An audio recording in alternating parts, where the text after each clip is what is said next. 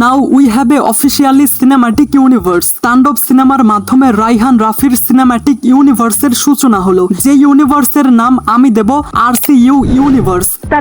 তার মানে Rafi cinematic universe. তো আমি আমার গত ভিডিওতে তাণ্ডব সিনেমার সম্পূর্ণ স্পয়লার ফ্রি রিভিউ করেছিলাম, কিন্তু বর্তমান সময়টাতে সোশ্যাল মিডিয়াতে সবকিছুই স্পয়লার হয়ে গেছে। তো এখন যেহেতু সবাই সবকিছু জেনে গেছে, তাহলে সেই বিষয়ে কথা বললে হয়তো কোনো দোষ হবে না। তুমি কি পাগল হইলে না মাথা খারাপ? তো আজকের এই ভিডিওতে তাণ্ডব সিনেমাটি স্পয়লার যুক্ত রিভিউ করব। এমন না যে সবকিছু স্পয়লার করে দেব, ব্যাস সোশ্যাল মিডিয়াতে যতটুকু স্পয়লার হয়েছে ঠিক ততটুকুই। So without wasting any more time universe শুরু করা যাক। কিন্তু ভিডিওটা শুরু করার আগে চ্যানেলটা সাবস্ক্রাইব করুন। আরে বাহ, আপনাকে fair and lovely. I mean আপনাকে থ্যাংক ইউ।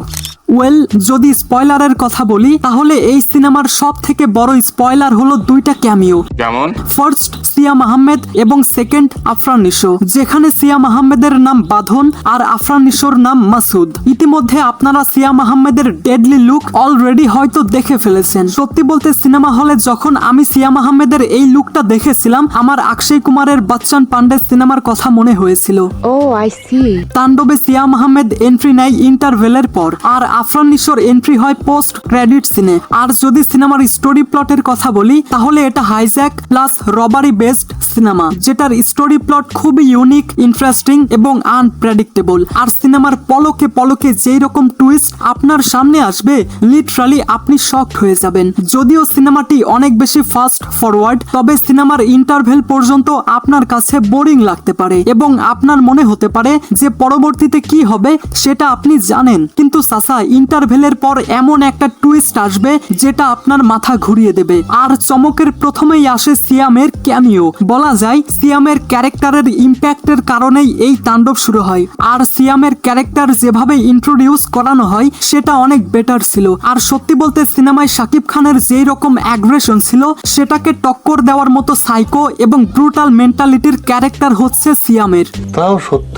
এবার আসি শাকিব খানের প্রসঙ্গে। অনেকেই সিনেমা রিলিজের আগে শাকিব খানের জাস্ট একটা লুক দেখেই ইমপ্রেস হয়ে গিয়েছিল, কিন্তু ভাই সিনেমায় শাকিব খানের পারফরমেন্স, লুক এবং ফেসিয়াল এক্সপ্রেশন ব্যাপক ছিল। হয়তো এসব নিয়ে অনেকেই বলেছে, কিন্তু এসব কিছু ছাড়াও সিনেমায় শাকিব খানের ভারী অ্যাকসেন্টের সঙ্গে সঙ্গে ভোকাল ডেলিভারি, ভাই এটা জোস। বডিতে ব্যাকটেরিয়া পুশ করতে হয়, তেমনি আপনাদের মতো শয়তানদের শায়েস্তা করতে।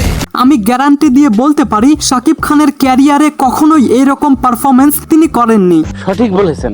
শাকিবের পারফরমেন্স তো সব সময়ই টপ নচ, কিন্তু তার কণ্ঠ বা ভোকালে এতটা পরিবর্তন আগে কখনোই দেখা যায়নি। আপনারা হয়তো তুফান সিনেমায় শান্তকে তুফানে পরিণত হতে দেখেছেন, কিন্তু এই সিনেমায় শাকিব খানের স্বাধীন ক্যারেক্টার যখন মিকাইলে পরিণত হয়, তখন অ্যাকশন করার সময় তার এক্সপ্রেশন, বডি মুভমেন্ট এবং ফাইটিং সিকোয়েন্সে তার পারফরমেন্স এতটাই দারুণ যে আপনি না দেখলে বুঝবেন না।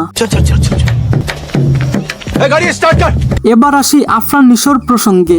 আমরা আগে থেকেই জানতাম সিনেমায় আফরান নিশোর ক্যামিও থাকবে, কিন্তু এটা জানতাম না তার ক্যামিও কিভাবে আমাদের সামনে উপস্থাপন করা হবে। বিশ্বাস করেন ভাই, তার ক্যামিও বিক্রমের রোলেক্সের ভাইব দিচ্ছিল। সিনেমায় নিশোর এন্ট্রিতে যেন পুরো হল স্টেডিয়ামে পরিণত হলো। সুরঙ্গ সিনেমার মাসুদের ক্যারেক্টারকে আমাদের সামনে ইন্ট্রোডিউস করানো হয় এবং এই সিনেমার স্টোরি লাইনে এমন একটা ক্রস ওভার দেখানো হয় যেটা সরাসরি শাকিব এবং নিশোর দুশ্মনের সঙ্গে সরাসরি কানেক্টেড। আর সেখানে আফরান নিশো শাকিব খানকে নিয়ে বলা ডায়লগ এবং সেটার উত্তরে শাকিব খানের মিডল ফিঙ্গার দেখানো, এই দৃশ্যটা সিনেমা হলে তাণ্ডব চালিয়েছে। এছাড়াও সিনেমায় সাবিলা নূর এবং জয়া আহসান সহ অনেক ক্যারেক্টারকে আমরা দেখতে পাই। আর এর মধ্যে সাবিলা নূর স্ক্রিন টাইম কম পেলেও যথেষ্ট ভালো করেছে, এটা শিওর। সাবিলা নূর অনেক প্রশংসিত হবে। আর জয়া আহসান এই সিনেমার অন্যতম একটা গুরুত্বপূর্ণ ক্যারেক্টার। বলা যায় এই সিনেমায় জয়া আহসানের ক্যারেক্টারকে ভালোই প্রাধান্য দেওয়া হয়েছে। সিনেমাতে মূলত পলিটিক্যাল অ্যাঙ্গেল, অ্যাকশন, থ্রিলিং এবং সাসপেন্স কম্বাইন করে আমাদের সামনে উপস্থাপন করা হয়েছে, যেখানে একটু পর পর টুইস্ট আসে এবং সেই টুইস্টের সঙ্গে নতুন একটি গল্প উন্মোচিত হয়। বাংলা সিনেমাতে গেম বা ডাবল গেম নিয়ে সিনেমা হয়েছে কিনা আমি জানি না, তবে এখানে শাকিব খান জয়া আহসানের সঙ্গে এমন একটা গেম খেলে যেটা দুর্দান্ত। কিন্তু সব থেকে বড় টুইস্ট এটা হলো এই গেমের উপর শাকিব খান আর আরো একটা ডাবল গেম খেলে। এছাড়াও সিনেমায় বাকি অভিনেতারাও তাদের সর্বোচ্চ দিয়ে চেষ্টা করেছে। খুব ভালো। আর এই সিনেমার এন্ডিং এ আমাদের তাণ্ডব ট্যুর ইঙ্গিত দেওয়া হয়, যেখানে হবে মহাযুদ্ধ।